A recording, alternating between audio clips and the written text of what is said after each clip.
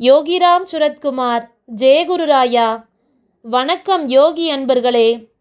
காலையிலிருந்து இரவு வரை ஆபீஸ் வேலையிலேயே நேரம் போய்விடுகிறது.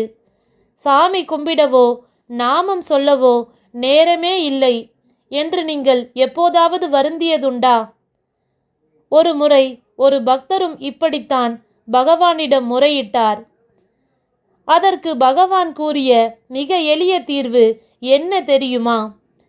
நீ எங்கு இருந்தாலும் எந்த வேலை செய்தாலும் திருவண்ணாமலையில் இருக்கும் இந்த பிச்சைக்காரனுக்காக மட்டுமே நீ வாழ்வதாய் நினைத்துக்கொள். நான் கடவுளுக்காக இந்த வாழ்க்கை வாழ்கிறேன்.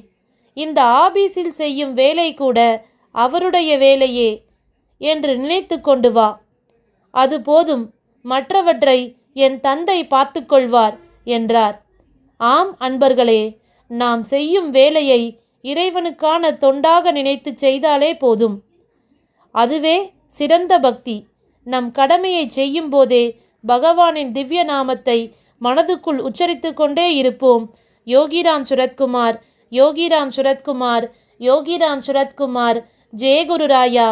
நன்றி அன்பர்களே. சர்வம் யோகிராம் சுரத்குமார். அர்ப்பணமஸ்து.